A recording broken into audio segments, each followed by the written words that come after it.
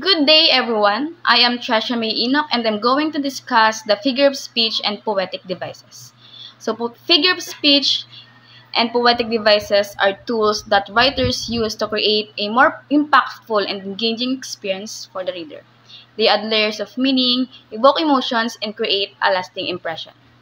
So let's begin with the figure of speech. When we say figure of speech, it is a word or phrase that is used in a non-literal way to create an effect. This effect may be rhetorical, as in the deliberate arrangement of words to achieve something poetic, or imagery, as in the use of language to suggest a visual picture or make an idea more vivid. Overall, figure of speech function as literary devices because of their impressive use of language. Words are used in other ways than their literal meanings or typical manner of application. So the term figure of speech covers a wide range of literary devices, techniques, and other common forms of figurative language, a few of which include simile, metaphor, personification, hyperbole, onomatopoeia, paradox, euphemism, epigram, antithesis, and irony. So hyperbole is a figure of speech that utilizes extreme exaggeration to emphasize a certain quality or feature. It's a figure of speech that magnifies or minimizes something beyond its actual proportion, emphasizes emotions or ideas, create humor or irony, add drama or tension, and make a point more forcefully. Like for example, I have a million things to do, and this suitcase weighs a ton. Next is a paradox. A paradox is a figure of speech that appears to be self-contradictory but actually reveals something truthful. A paradox is a statement, situation, or phenomenon that contradicts itself or appears illogical and cannot be explained by conventional reasoning. Like for example, you have to spend money to save it, and what I have learned is that I know nothing. Next is simile. Simile is a figure of speech in which two dissimilar things are compared to each other using the terms like or as.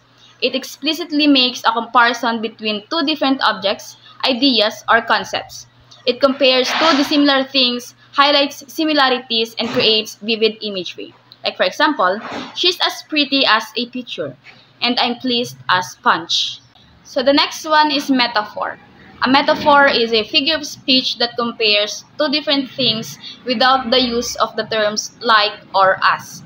It equates one thing with another, suggesting they share a common essence or characteristics, which is direct comparison, and implies shared ideas, identities, or essence. Like for example, he is a fish out of water, and she is a star in the sky. The next one is euphemism. Euphemism is a figure of speech that refers to figurative language designed to replace words or phrases that would otherwise be considered harsh, impolite, or unpleasant. Euphemism is a mild or indirect word or phrase used to avoid offense, unpleasantness, or harsh reality. It substitutes a gentle or vague expressions for a blunt or disturbing one. Like for example, last night, Joe's grandfather passed away. It used the word passed away instead of died. Number 2. She was starting to feel over the hill. It used the word feel over hill instead of old. So the next one is personification. So personification is a figure of speech that attributes human characteristics to something that is not human. Personification is a literary device where human-like qualities, emotions, or actions are attributed to non-human entities, such as nature, objects, animals, ideas, abstract concepts. For example, I hear the wind whistling, and the moon is smiling at me. So now let's move on to the poetic devices. A poetic device is a special literary tool that shapes words, sounds, and phrases to convey meaning. Poetic devices empower speakers and writers to enhance the literal meaning of words by drawing attention to the sound, form, and function of words. The English language contains dozens of poetic devices. An expression that impacts the way a poem or other written work looks or sounds is a type of poetic device. This includes devices that are also classified as literary or rhetorical devices, such as many figures of speech. These are the most commonly used poetic devices: alliteration, assonance, rhyme, meter, irony, allusion, consonance, simile, metaphor, and repetition. So I already discussed what is simile and metaphor. So let's now jump to what is alliteration. Alliteration is a literary device that involves two or more words that appear close together and have the same initial stressed consonant syllable. Alliteration is a poetic device where words starting with the same sound are repeated closely together. This technique enhances rhythm, musicality, and memorability in poetry and literature. Like for example, Sally sells seashells by the seashore. So the repeat sound is the letter S. Number 2, fluffy friends frolic fearlessly. So the repeat sound is the letter F. That's what you call alliteration. Next is assonance. Assonance is a literary technique where the same or similar vowel sound is repeated. It's often used in poetry or in narrative prose to create an atmosphere and rhythm. Assonance is a poetic device where vowel sounds are repeated or echoed within words that are close together, creating a musical or rhythmic effect. This technique enhances the sound, rhythm, and emotional impact of poetry. Like for example, how now brown cow. The repeat sound is the ow sound. Next is the rain in Spain stays mainly in the plain. The repeat sound is the word ain. So next is rhyme. Rhyme is the repetition of syllables, typically at the end of a verse line. Rhyme is a poetic device where words with similar sounds, usually at the end, are repeated to create a musical or rhythmic effect. Rhyme enhances the sound, structure, and memorability of poetry. Like for example, the cat sat on the mat and ate a big rat, and mop up that slap. Next is meter. It is a combination of the number of beats and the arrangement of stressed and non-stressed syllables in each line. Meter is a poetic device that measures the rhythmic pattern of words created by the syllables pattern of stressed and unstressed sounds.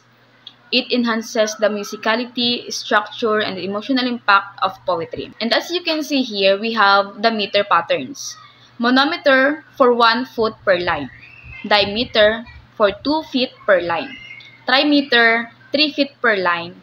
Tetrameter for 4 feet per line. And pentameter for 5 feet per line, which is common in sonnets. Then, we have here the irony, which is a literary device or event in which how things seem to be is in fact very different from how they actually are. Irony is a poetic device where the intended meaning differs from the literal meaning, often conveying contradiction, contrast, or incongruity. Irony enriches language, adding complexity, depth, and emotional resonance. For example, as pleasant as a root canal. Second, a robbery at a police station. Next is allusion. It is when an author references something external to his or her work in a passing manner. Allusion is a poetic device referencing a person, place, event, or work of art outside the text itself, often to create rich context and depth, establish connections between old and new ideas, enhance meaning and interpretation, engage readers intellectually, and convey complex emotions. Like for example, his smile is like kryptonite to me. The word kryptonite is Superman's weakness. Next is, she felt like she had a golden ticket. The golden ticket in the sentence is in the Charlie and the Chocolate Factory. So the last one is the repetition. It is a word or phrase at the beginning of a line of a poetry to create rhythm or emphasis. Repetition is a poetic device where words, phrases, or lines are repeated for emphasis, rhythm, or effect. It creates unity, emphasizes meaning, and enhances musicality. For example, what is foul is fair and fail is foul. Next, what lies behind us and what lies before us are tiny compared to what lies within us.